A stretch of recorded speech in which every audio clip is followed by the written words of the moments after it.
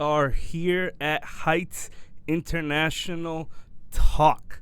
It is your weekly dosage of business talk, here to inspire, challenge, innovate, and provoke. There you go. We're starting our segment today, and it is called Use Your Big Boy Voice. It's juicy. It's juicy. Today's going to be a good one. Use your big boy voice. That's right. There you go. You got to use your big boy voice when you're speaking in business. You can't be too shy. You can't be too timid. You know, if that's a personality trait that you have, hopefully we could work through that, break through that. And, you know, when it's discussing business, you got to be on point. And you got to be a big boy. You got to be a big boy about it. Play in the big leagues. Yeah, you can't be, well, I was thinking. No. You got to be straight up and down. There it is. And being as fair as it can be. Man, I wonder some of these big boys in the game, you know, Steve Jobs, the biggest, Mark Cuban, if they have little boy voice. Like, oh, okay.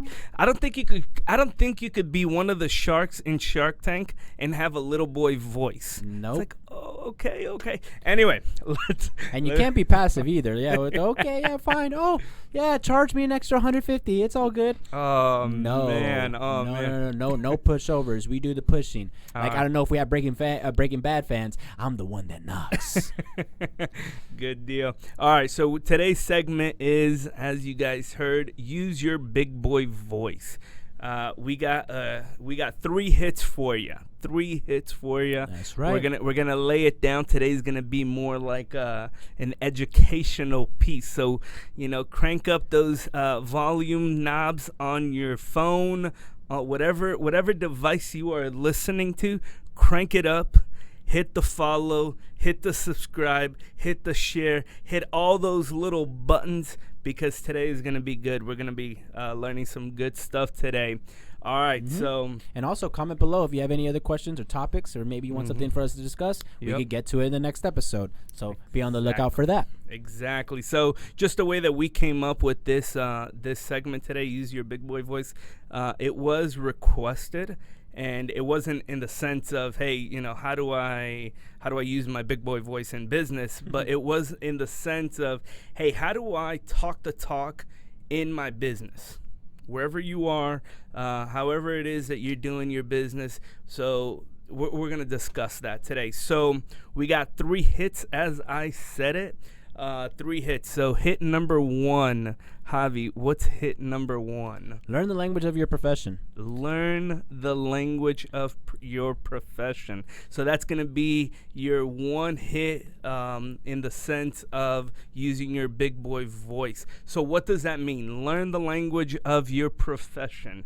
Talk to me, Javi. It's the Javi hour time. You got to learn your business. You got to know the ins and outs, the lingo that is being used, no matter what you're selling, no matter what it comes down to. You got to know how you could have a good conversation with another fellow business owner or with another business, as well as I also think it's a great point that if you are having these conversations and, you know, learning the language of your profession is also learning the language of your own business. What is your ROI? What are your goals this year? Where do you stand right now with that in this month, year to date, or month over month? How does that look? Do you know what that looks? Do you know everything about your business? Not so much on my point there isn't not so much on knowing the lingo, like I said before. That's just more knowing the internal. What's happening, what you need to do, what needs to be done, right? You could have these goals and aspirations and write them down on a nice little piece of paper, have your mama sign it or your significant other, and it'll be your accountability partner. But if you don't know the activities that needs to be done, then you do not know the language of your business. There you go. Man, can I hang this up? Can I go? You said it. You're on point today. You gotta have it down packed. Each day needs to be that day that pushes you ahead, not sets you back. Oof. So, but I also believe, you know, for our business owners out there, they need to know about the lingo. They need to know what I'm thinking about like buy one get one for some of for Yeah. for some of our storefront owners, or maybe. Let me give you this one thought, and that's going to go perfectly with what you're saying, right? Perfect. So when I was studying marketing, the Way back in the days. Okay.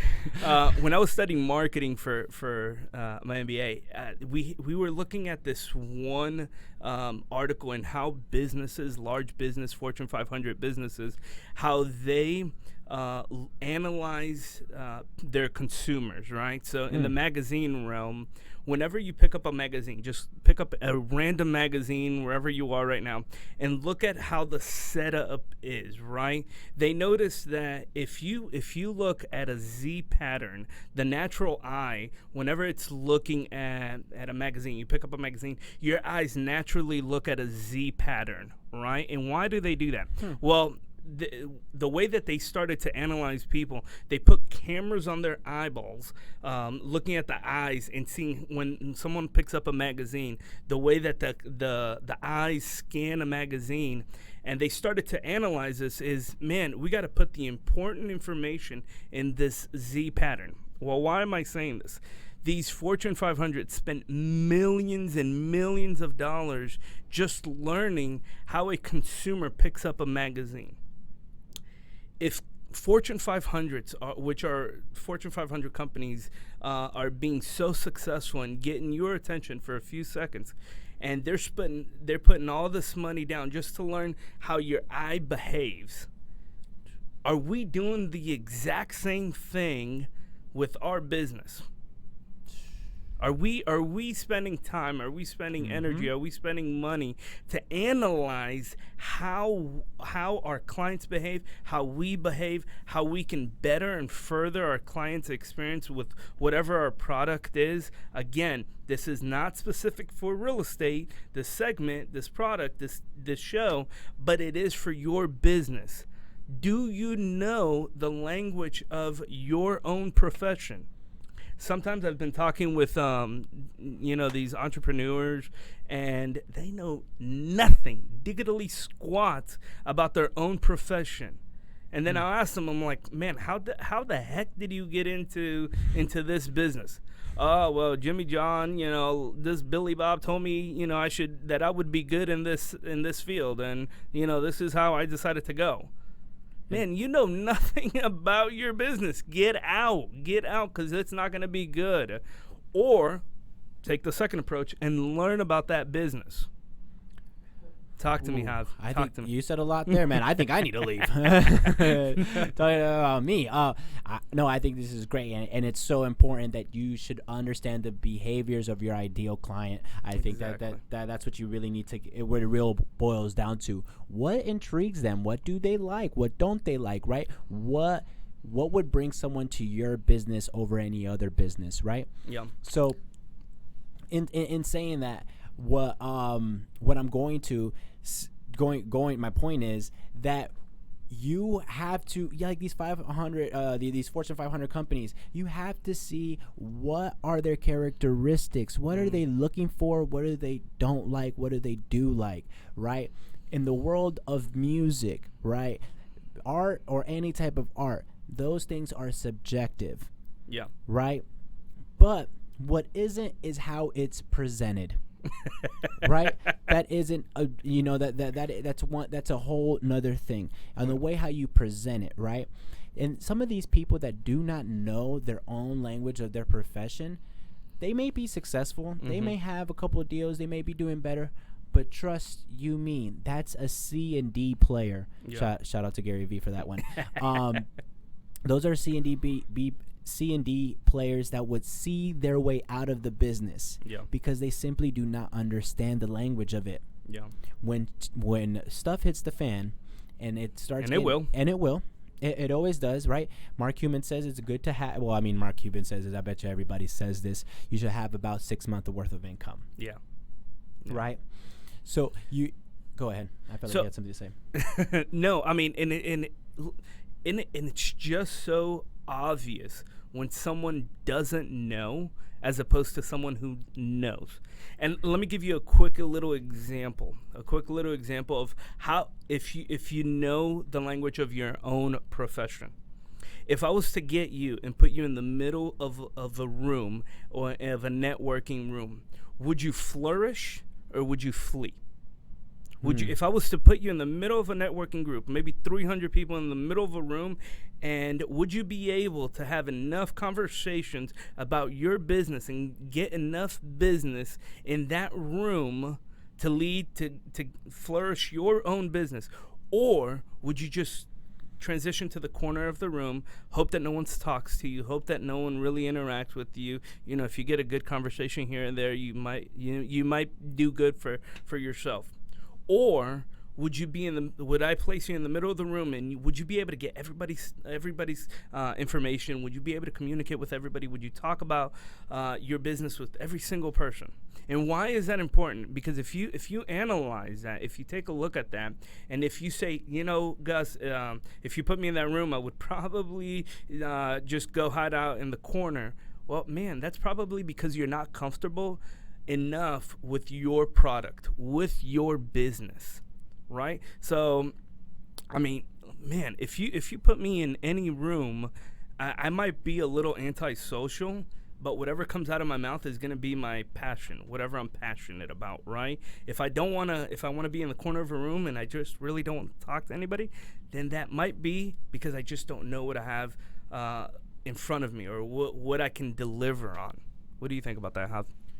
Whoa, man, I think that sometimes that once you're in those rooms when you're networking, most of us, we probably don't want to talk to people, right? We were talking to our clients, our customers all day and throughout just to mingle. Yep. Half of these, they're really hit and miss. I make all these contacts, right?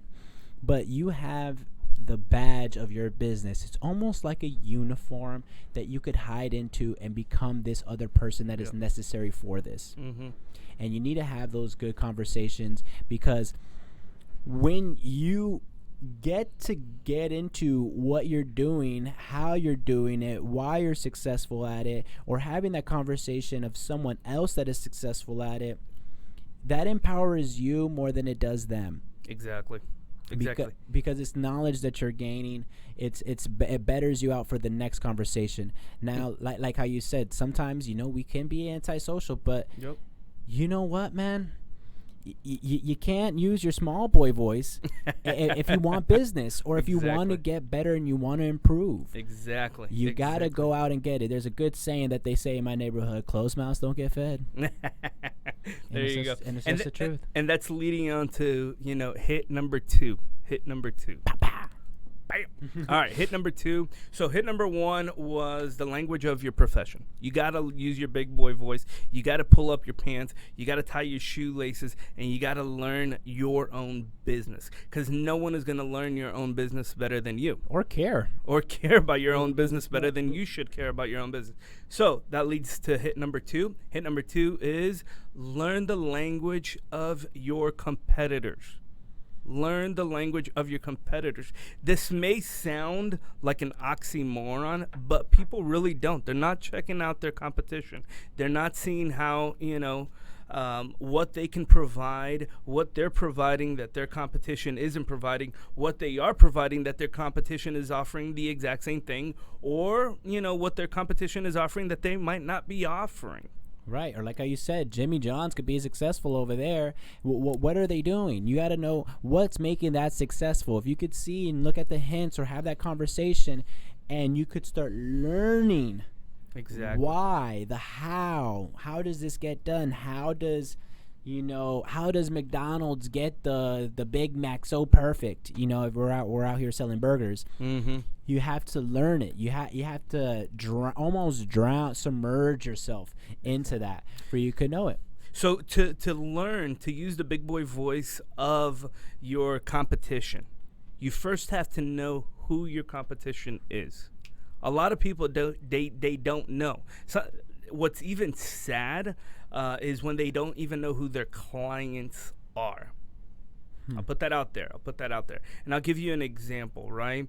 We're in real estate, right? So in real estate, there's this department called title. You need it. You need to close a transaction. You'll need a title company, right, or an attorney. Well, I knew this title company, and this title company, they always try to seek the buyers to get them to use their transaction with the buyers. Well, the buyers are not they should not be their clientele. The clientele for the title company is the realtors. The realtors are the one who are going to feed the title company's clients. It's the same thing, the exact same thing for lenders, right? In real estate, maybe that's a better example for you guys. A lender, they're promoting all this people to attract business to the to the lenders from. Oh, I got my cell phone coming on. From business is calling, ladies and gentlemen.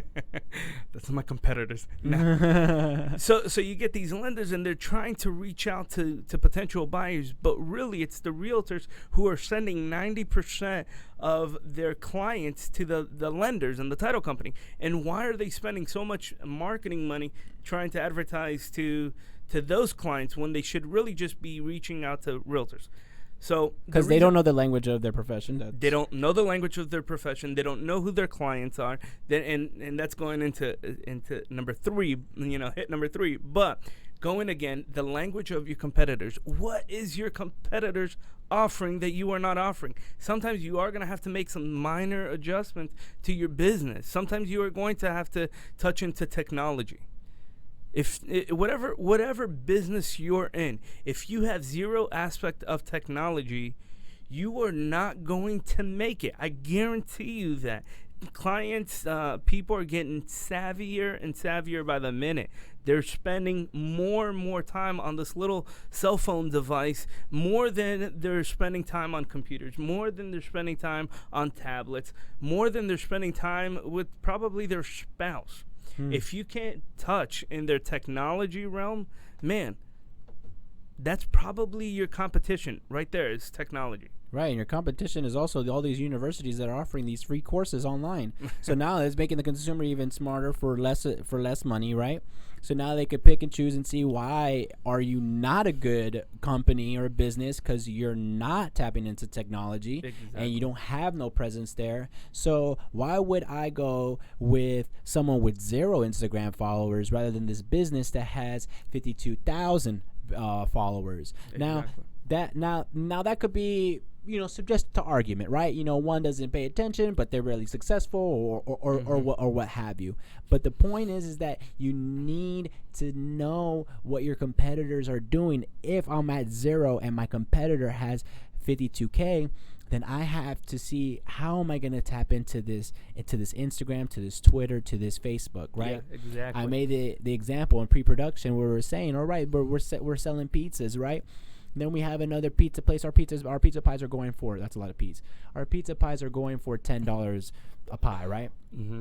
Then you have Joe's Pizza, let's say 4 miles out, and they're selling it for $8. Why are they selling it for $8? Exactly. What ingredients are they using? Mm-hmm. How are they doing this cost? Who knows? Maybe Joe is going out of business in 3 months. Exactly.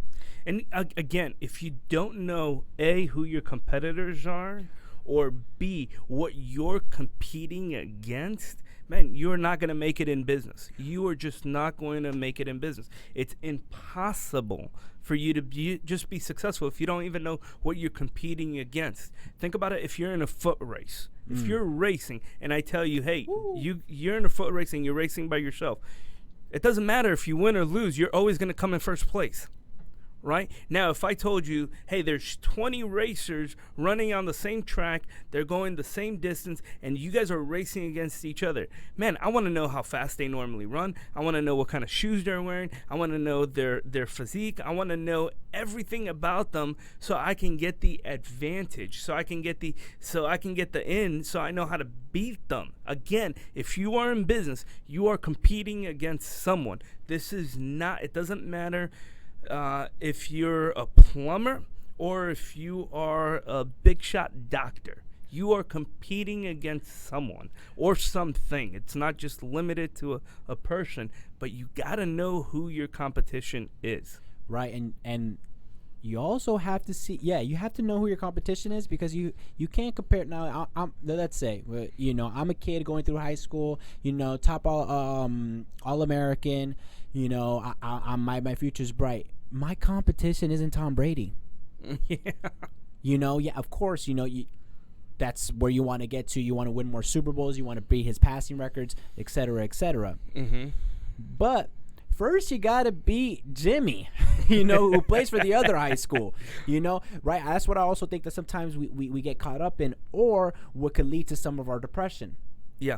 Right? Because then we're like, man, I'm busting my butt. But Tom Brady, another company gave him a sponsorship, and I'm here sitting with no sponsorships. Exactly. No, you have to scale it back. You have to realize who is your actual competition. Mm-hmm. So I mean, perfect example, right? If you don't know who your competition is, right? How do you know the progression? How do you know if you're succeeding in your business, and how do you know if you're failing? Because those are going to be two massive indicators to see where you are in your business. If you even care. Do you even care where you are in your business? Let's going on to big boy voice number 3. Hit me with the third one, man. Come on. You have to learn the language of your clients. Ooh. Now, I think learn how to communicate with your clients, and learn how to shut up. Sometimes we talk ourselves out of the deal. Exactly. Before we even get into the conference room. Mm-hmm. Right? We talk ourselves out of the deal. We say we're going to do this, and that. Promise the whole world. Yep. And sometimes we put our foot right in our mouth. Exactly. You know what's the difference between a big boy and a little boy? The big boy knows when to shut up when he's about to get beat up, right? He's like, ooh, I don't want to say that because I might just get I might just get beat up after school, right? I might not get that deal. That's the difference. Now, the little boy, the little kid, the little immature one in his business, or the little immature one in his stomping ground, he might just say something dumb enough to get beat up, or to get beat up in his business. So again, what you said was crucial. You got to know when to shut up, right? You got to know what to say to your clients.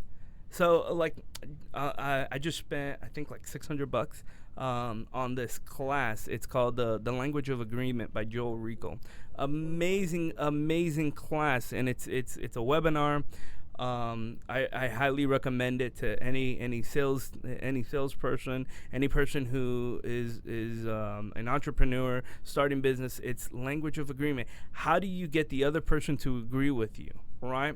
So what I'm noticing, Javi, and maybe you can confirm this for me, the big boys are paying the big bucks to get in the big game. Say that one more time. The big boys are paying the big bucks to get in the big game. Right? They're investing in their business. They're investing in themselves. They're investing in learning the language for their clients, so that when they get in front of their clients, they know exactly what to say. They know exactly. It's almost rehearsed. It's ingrained in their DNA of their business. A famous philosopher by the name of Snoop Dogg once said, "It pays the cost to be the boss." And there it is. And there it is, right there. But I really like to say the doubling down on education. We have to keep on learning. We have to keep on doing. We might be super successful, and this, and that. Guess what? Oprah is still learning. Exactly. Kobe Bryant, he's still learning. You think he's still practicing? Well, no, he's coaching now.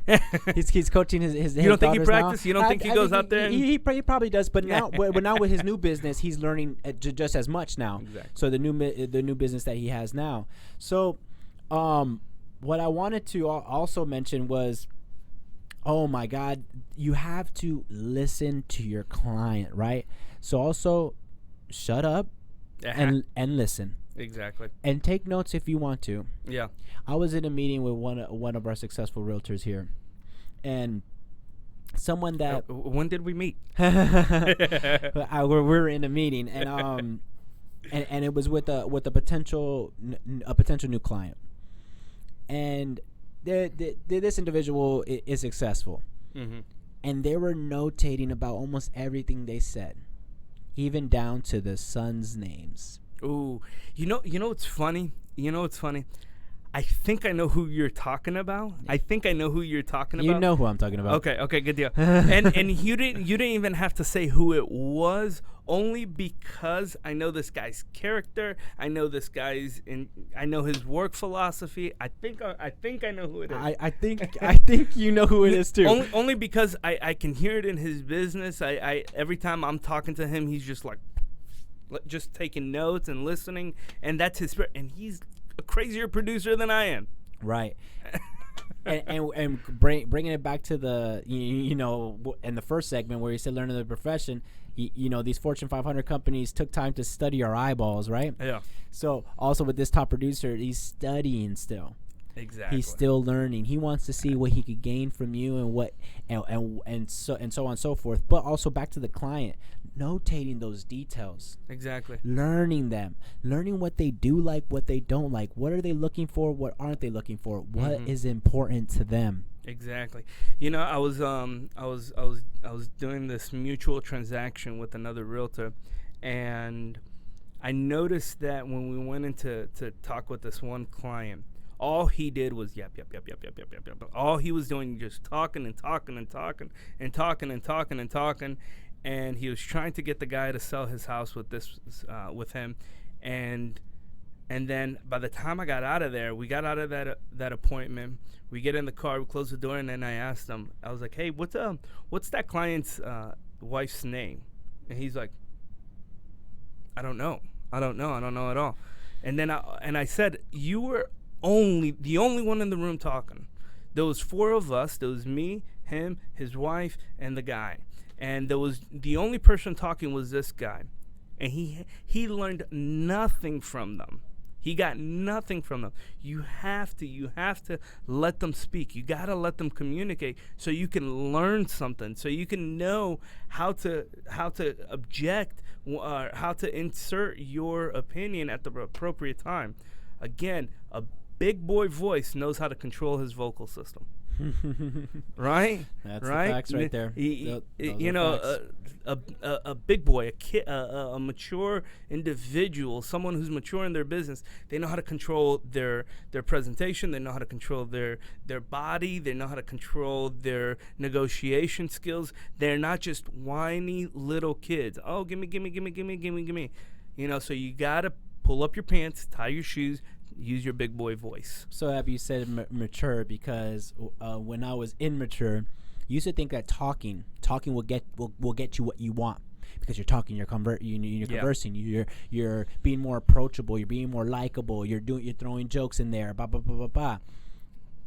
But really, you're just talking. Like you're not saying anything or not gaining anything from who you want to be in business with or what you want at the end of the day.